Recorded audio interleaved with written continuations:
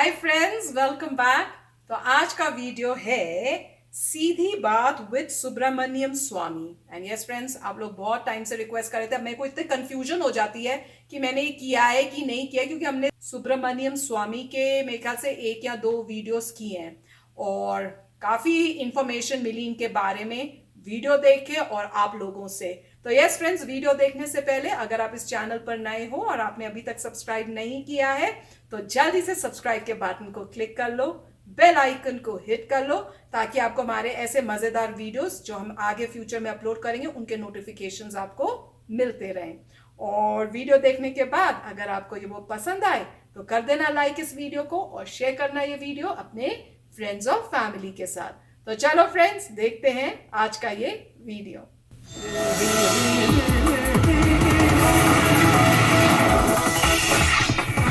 सीधी बात में तलवार मार रहे। नमस्कार, आप देख रहे हैं सीधी बात। मैं हूं राहुल कंवल और आज हमारे खास मेहमान हैं कांग्रेस पार्टी के दुश्मन नंबर 1 बीजेपी के नेता सुब्रमण्यम स्वामी। मुस्कुरा रहे हैं आप, लेकिन कल कोर्ट में आपकी बड़ी हार हुई। आपने मांग की कि सोनिया गांधी और राहुल गांधी को विदेश जाने की इजाजत न मिले। आपने जज के सामने कहा कि वो हिंदुस्तान से फरार हो जाएंगे। आपकी जो ख्वाहिश थी उसको कोर्ट ने किनारे किया और उन्हें बेल दी गई। और राहुल गांधी और सोनिया गांधी ने कहा कि सुब्रमण्यम स्वामी हार गए और सत्य जीत गए। अब उनकी आदत है झूठ बोलने का। अपने एजुकेशन क्वालिफिकेशन पर भी झूठ बोलते हैं, हर चीज़ पर झूठ बोलते हैं। पहले तो कह रहे थे हम बेल नहीं लेंगे, हम जुलूस लेकर जाएंगे, हम जेल में रहेंगे और ये वो। फिर आखिर में क्या हुआ? मैंने कहा जेल या बेल। आखिर आकर उन्होंने बेल दिया। बेल सिर्फ नहीं दिया, 50,000 की बॉन्ड भी भरा और श्योरिटी, जैसे सोनिया गांधी के लिए AK एंथनी, राहुल गांधी के लिए प्रियंका, ये इनको भी खड़ा किया। नहीं, पर ना राहुल ने ना सोनिया ने कभी कहा कि हम बेल नहीं लेंगे। उन्होंने कहा कि ये कानूनी मुकदमा है, हम इसे कानूनी तौर पे लड़ेंगे। वो क्या कहते हैं, वो किससे कहलवाते हैं? उनके सारे प्रवक्ता ने ये कहा था, अखबारों में रोज आ रहा था ये कि बेल नहीं लेंगे, और राहुल गांधी ने तय कर दिया, उसका खंडन नहीं हुआ था। अब वो दोनों तरफ की बात करने वाले लोग हैं, लेकिन बात यह है कि अब ये सिर्फ आरोपी नहीं है, ये प्राइमा फेसी केस प्रूव हो गई है। नहीं हुई, क्योंकि जज ने कहा कि अभी मुकदमा चलना है, अभी कोई सबूत है नहीं। इट्स टू अर्ली टू से। जज ने कहा, जज ने ऐसा नहीं कहा। जज ने कहा, आई एम सॉरी, आपने कहा आप गलत बोल रहे हैं। प्राइमा फेसी केस प्रूव हो गई जब ये मैजिस्ट्रेट ने जून 26 तारीख 2014 को ऑर्डर दी, समन्स इशू किया और उसके बाद हाई कोर्ट में जाकर समन्स को कैंसिल करने के लिए कहा। उन्होंने लंबा लिखकर कहा है, इसमें क्रिमिनलिटी का तो साफ दिखाई पड़ता है, यहाँ तक कह दिया। लेकिन ये आप भी जानते हैं और मैं भी जानता हूं कि जब समन इशू होता है तो जज अपना फैसला नहीं सुनाता, वो तो उनके उस वक्त के ऑब्जर्वेशन होते हैं। कानूनी फैसला तो एकदम अलग है। मुझे लगता है आप जिस तरीके से कहते हैं, आप मानते हैं कि दोनों। मुझे लगता है कि आपको मुझे कानून थोड़ा विधि सिखाना होगा। कानून हम खूब जानते हैं सर। जब तक ऑब्जर्वेशन में और वर्डिक्ट में फैसला होता है, अभी वर्डिक्ट नहीं आया इनके। सॉरी, ये ऑब्जर्वेशन नहीं है। जब तक जो भी मैंने कहा है उसका खंडन नहीं होगा तब तक सजा नहीं होगी। लेकिन इसमें केस बनता है और इसके लिए ट्रायल होनी चाहिए, वो है समन्स। आप जाकर पढ़िए CRPC। और इसीलिए इनका इतना तो हो गया है कि इनको अब सफाई देना होगा, अपनी दलील का पेश करनी होगी, अपनी जो वक्तव्य रखनी होगी और उसके आधार पर दंड तय होगा।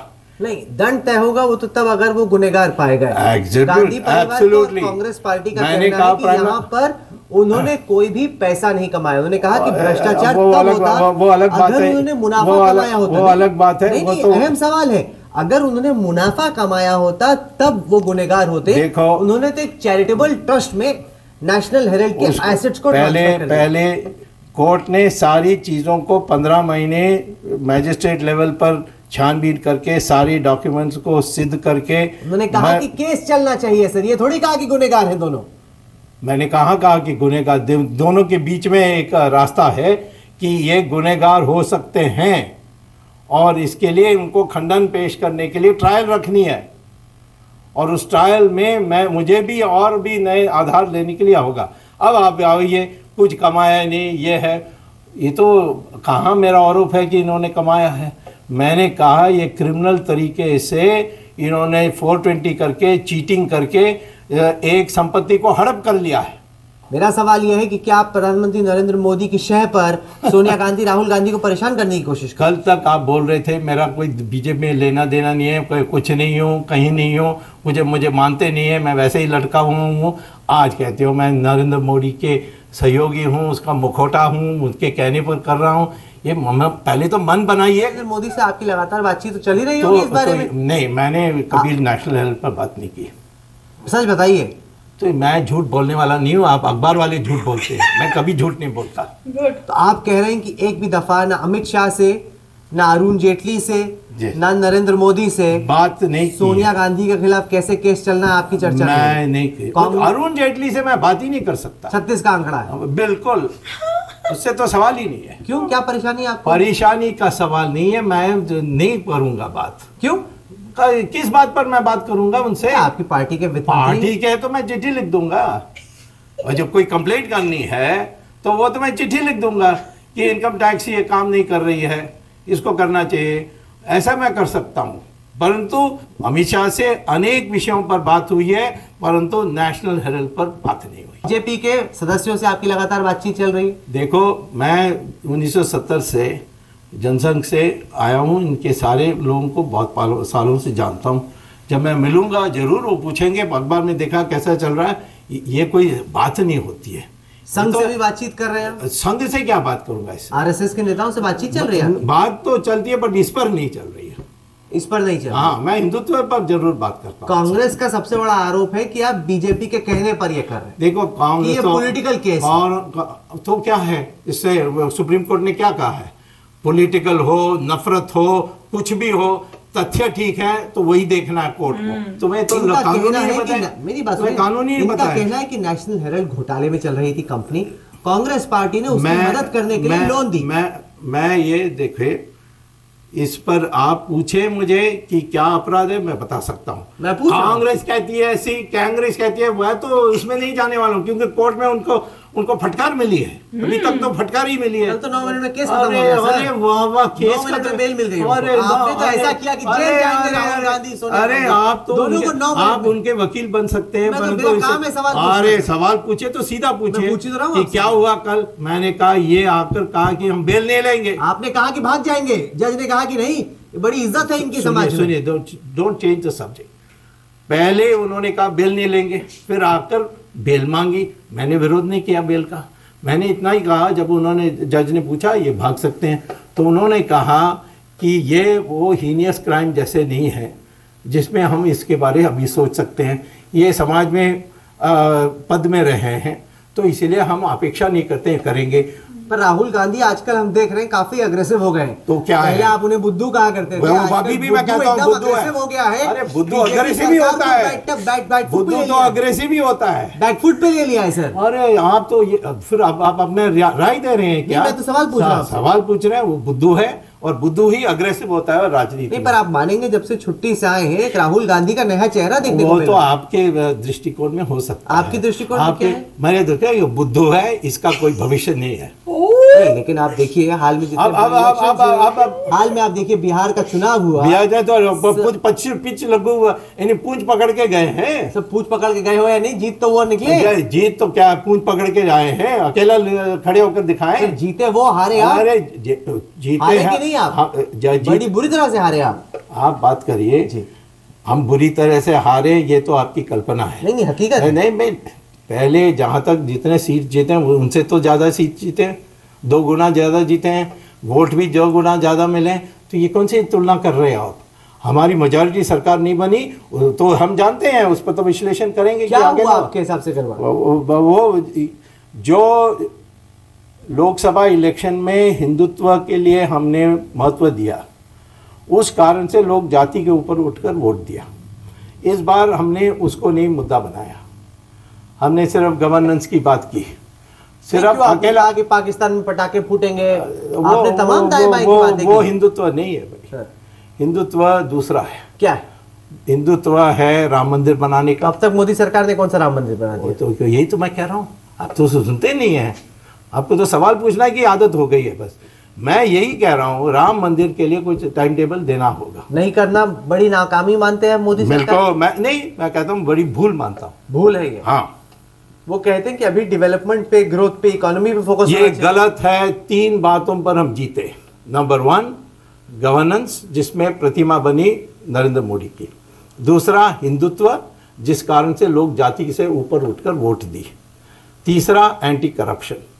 ये दोनों जो बाकी दोनों है, काला धन वापस नहीं आया, किसी को पकड़े नहीं हम, ये सारी बातों के लिए हम विफल हो गए। ऐसे क्यों नहीं पकड़ पाए अब तक? इतने बड़े बातें आपने की थी कि हम इतने महीने तो में, मेरे हाथ में तो नहीं है ना। हार्वर्ड के स्कॉलर हैं, हार्वर्ड में आपने पढ़ाया, इतने आप विद्वान हैं, आपको मंत्री क्यों नहीं बनाया मोदी जी वो ने? तो मोदी से पूछना चाहिए। नहीं, आपका तो बड़ा अच्छा रिश्ता है मोदी रिश्ता से, है तो संघ मैं से। तो पूछा नहीं अभी तक, संघ से भी नहीं पूछा। कौन है वो लोग जो आपको बाहर रखना मैं चाहते नहीं हैं? जानता, आपसे होशियार कौन? मैं नहीं जानता नहीं। बहुत सीधी बोल रहा हूँ कि हाँ। आपको मंत्री नहीं बनाया, आपको तो अफसोस है। नहीं, आपको लगता है बीजेपी अफसोस के नहीं। भीतर ही ऐसी अफसोस पावर है नहीं। जो आपको बाहर रखना चाहती है? अफसोस नहीं है। आपको लगता है कि बीजेपी के भीतर ऐसी पावर्स हैं जो आपको बाहर रखना चाहती मैं कुछ नहीं जानता।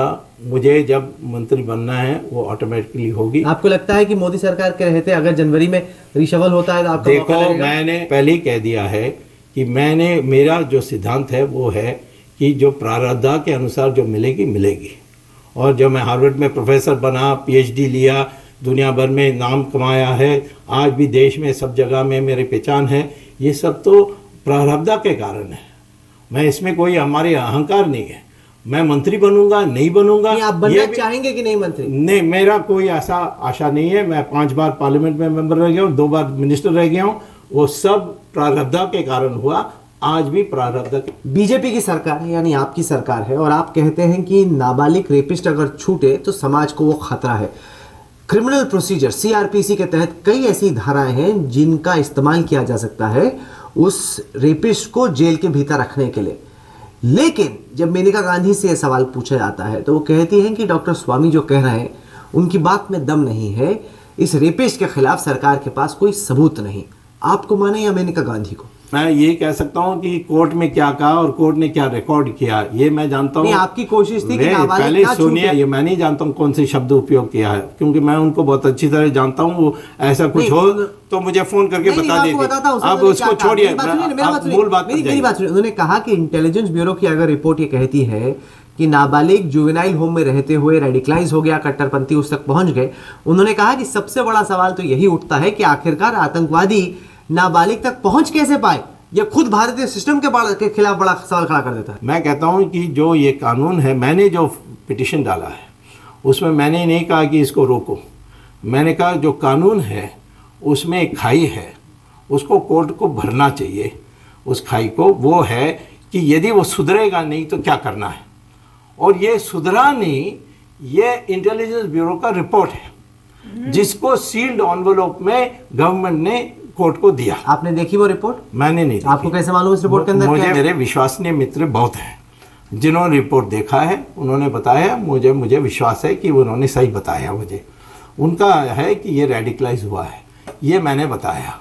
दूसरा है कि मैंने कहा कि रूल्स में ये प्रावधान है कि उसकी मनस्थिति, उसकी मंशा, और यदि समाज में वो अनुकूल रहेगा, इसकी भी रिपोर्ट देने के बाद ही छोड़ना है।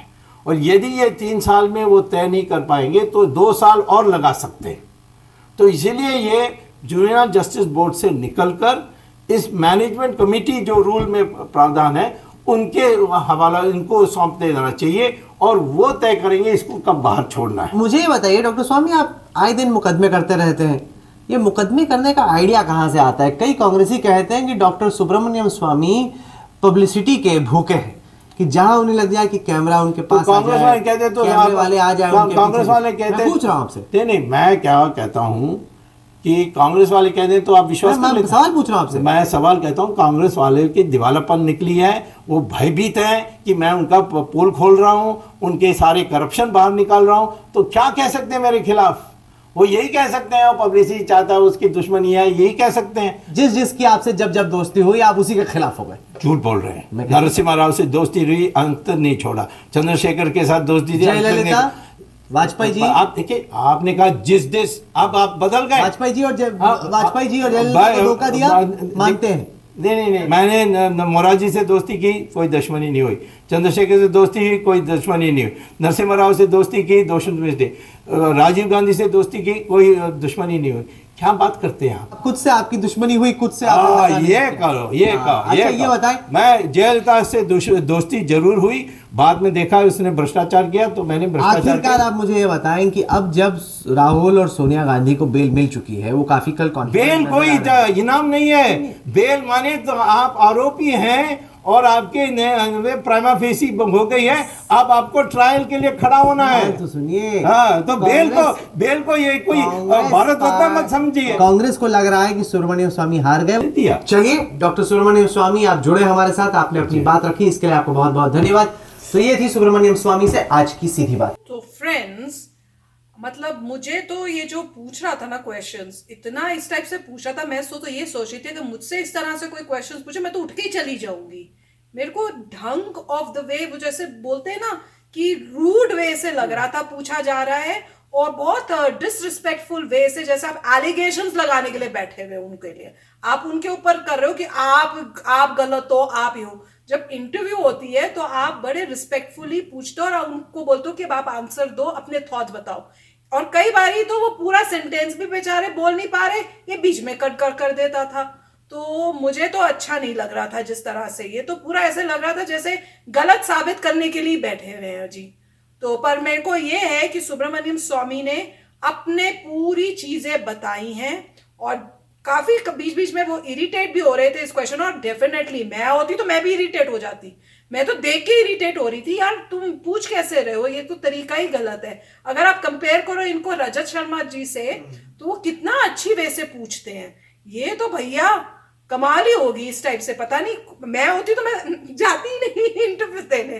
पर सुब्रमण्यम स्वामी ने अपनी तरफ से जितना कर सकते थे कोशिश, उन्होंने बहुत अच्छे आंसर्स दिए हैं और बताया है कि बेल का मतलब ये नहीं कि वो जीत गए हैं।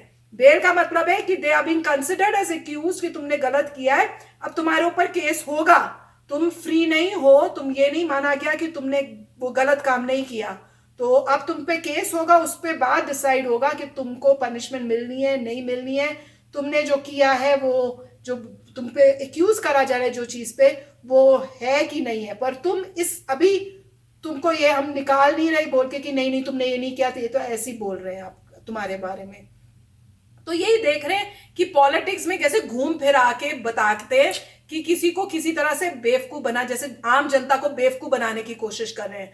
और सुब्रमण्यम स्वामी कोशिश कर रहे थे कि सारे फैक्ट्स और वो चीजें बताने की कोशिश कर रहे थे, पर इंटरेस्टिंग था। कई बातें देखने वाली हैं। पहली बात तो ये थी कि ये ठीक बात था कि जो प्रश्न जिस तरीके से पूछ रहे थे वो मेरे ख्याल से ठीक तरीका नहीं था। शांति से प्रश्न पूछने चाहिए और दूसरे इंसान को बीच में रोकना नहीं चाहिए। दूसरे इंसान ने जो जवाब देना है उसको पूरा जवाब देने दीजिए, उसके बाद आप बोलिए। ऐसा तो नहीं था कि मतलब एक होस्ट है और 6 लोग बैठे तब वहाँ मारा मारी होती है, मगर यहाँ पे 1 to 1 है। आप बैठे हैं, बंदा बैठा है, आप एक क्वेश्चन पूछिए, जब तक वो बंदा पूरा आंसर नहीं कर देता आपको वापस नहीं बोलना चाहिए। पहली बात तो ये, वो रिस्पेक्ट होनी चाहिए। दूसरी बात ये देखिए, जो सुब्रमण्यम स्वामी थे वो अपनी मातृभाषा में नहीं बोल रहे, ठीक है, वो हिंदी में बोल रहे हैं। उनकी मातृभाषा तमिल है मोस्ट लाइकली। अब वो तमिल में होते तो बहुत तेज़ी से बोल सकते, बट यहाँ पे उनको अपने थॉट्स को हिंदी में बोलना पड़ रहा है, तो उनको थोड़ी सी मुझे लग रहा था कि उनको वर्ड्स को ग्रास्प करने का टाइम लग रहा था। और अगर इंग्लिश में अलाउ करते तो इंग्लिश में बहुत अच्छा बोलते। तो एक ये फैक्टर भी होता है कि क्या आप ये इंटरव्यू इंग्लिश में ले रहे हैं जिसमें वो काफ़ी फ्लुएंट हैं, या तमिल में ले रहे हैं जिसमें फ्लुएंट है, या आप हिंदी में ले रहे हैं जिस भाषा में आप फ्लुएंट नहीं हैं, तो आपको वोकैबुलरी के वर्ड्स लाने में थोड़ा टाइम लगता है। जिस तरीके से बोल रहे थे, मुझे लगता है कि मेरी इंटरव्यू होती तो हो सकता है मैं, अगर मेरी किसी और लैंग्वेज में हो सकता है मैं हिंदी में बोलने लग जाता बीच में, या किसी और लैंग्वेज में बोलने लग जाता जिसमें फ्लुएंट हूँ। तो ये इस बात का बहुत इंपॉर्टेंट है पता करना। उसके बाद देखिए, इन्होंने जो है कुछ बातें क्लियर की हैं जो दूसरे बंदे समझ नहीं पा रहे थे, कि जो वही मेन पॉइंट था कि बेल का मतलब ये नहीं होता कि आप छूट गए। बेल का ये मतलब होता है कि आपको टाइम दिया जा रहा है प्रिपेयर करने के लिए, आपके केस के लिए। आपका दोबारा जब केस की डेट आएगी आप आइए, करिए। इंस्टेड 2 तरीके होते हैं। एक होता है कि इंसान को इमीडिएटली जेल में डाल देती है, काम खत्म, आप जेल में हैं, लॉयर आपका प्रिपेयर करेगा, फाइट करेगा। दूसरा है कि आपको छोड़ दिया जाता है और आप प्रिपेयर कर सकते हैं अलॉन्ग विद योर लॉयर और फिर आप आ सकते हैं। तो ये इतना किया है क्योंकि उन्होंने उनको बेल का मनी डिपॉजिट हो गया कि अगर वो कुछ होते तो पैसा चले जाएगा। तो नेट रिजल्ट ये है कि बेल का जैसे वो कह रहे थे, इसका मतलब ये नहीं कि आप छूट गए, उसका मतलब यही है कि आप में अभी भी आरोप हैं, आपको प्रिपेयर करना है और फिर आना है। तो काफ़ी बैक एंड फोर्थ हुआ था, काफ़ी पॉलिटिक्स हुई थी, काफ़ी इधर उधर था। मेरे ख्याल से कुछ एडिटेड पार्ट्स भी थे क्योंकि आप देखेंगे बीच में सडनली कट जाता है और सीन चेंज हो जाता है। तो मेरे ख्याल से कुछ ऐसी बात होगी जिसमें उनको एडिट करना पड़ा होगा जिसने भी बनाई है। तो मगर काफ़ी इंटेंस था और मेरे ख्याल से नॉर्मली ये तभी होता है जो दूसरा जो इंटरव्यूअर है वो आपके जो हित में ना हो, आपके अगेंस्ट हो, थोड़ा तभी ऐसा होता है, मुझे ऐसा लगता है। हाँ, कोशिश तो वो यही कर रहा था कि आपको गलत मैंने साबित करना है कि आप गलत कर रहे हो। तो नॉर्मली कई लोग होते हैं जो ऐसे मतलब रिपोर्टर से रिफ्यूज ही कर देते हैं कि हम तुमसे मिलेंगे ही नहीं। द फैक्ट कि सुब्रमण्यम स्वामी ने कहा कि नहीं, चाहे मुझे पता है तुम मेरे अगेंस्ट हो, फिर भी मैं तुमसे मिलूंगा और तुमसे टक्कर लूंगा, इसका मतलब है कि काफी उनमें दम था, काफी शक्ति थी, काफी रिजॉल्व था, काफी दम था। नॉर्मल लोग बोलेंगे मैं तुम्हें इंटरव्यू क्यों दूं, तुम बिलीव ही नहीं करते तो मैं देता नहीं इंटरव्यू, जाओ यहाँ से, मैं उसी को दूंगा जो फेवरेबल है मेरे साथ। मगर यहाँ पे उन्होंने कहा जिसको आना आ जाए, मेरी इंटरव्यू ले ले, मैं दूंगा दबा के इंटरव्यू। और मेरे ख्याल से अगर अंग्रेजी में लेता तो वो उसकी बजा देते। ये तो काफ़ी अच्छी इंटरव्यू थी। उन्होंने क्लियरली बताया, भावुक होकर बताया अपनी बातों को जितना हो सके। दूसरा बंदा ने जिस तरीके से कहा उन्होंने उसी तरीके से रिस्पॉन्ड किया। तो अच्छा था, देख के पता चला सुब्रमण्यम स्वामी के बारे में। बट मुझे होप है कि आप उनसे एक इंग्लिश में लीजिए इंटरव्यू, फिर देखिए वो क्या धमाकेदार यूं रिस्पॉन्ड। भी उनको मुझे लग रहा था ट्रांसलेट करने में उनको वर्ड्स वोकैबुलरी थोड़ी आने में मुश्किल हो रही थी और इसी का एडवांटेज मुझे लग रहा था जो इंटरव्यू ले रहा है वो ले रहा था, उसकी एडवांटेज ले रहे थे। तो फ्रेंड्स, आशा करते हैं आपको भी अच्छा लगा होगा ये इंटरव्यू। बहुत अच्छा बोल रहे थे, बहुत उन्होंने कोशिश की सामने वाले को समझाने की, पर वो सामने वाला जो था वो तो समझने की कोशिश नहीं, वो तो बैठा हुआ था ये सोच के कि भाई आज मैं आपको पकड़ के आपको छोड़ूंगा नहीं, आज मैं आपको आपकी सारी गलतियां खोलूंगा जी। वो उस इंटेंशन से बैठा हुआ था। तो चलते हैं, मिलेंगे नेक्स्ट वीडियो में जल्दी। Till then take care and bye bye. तो अगर आप मेरे इस चैनल पे नए हो तो जल्दी से सब्सक्राइब के बटन को हिट करो और बेल आइकन को क्लिक करो ताकि आपको मेरा जब नया वीडियो मैं लगाऊं आपको उसके बारे में जल्दी से पता चल जाए।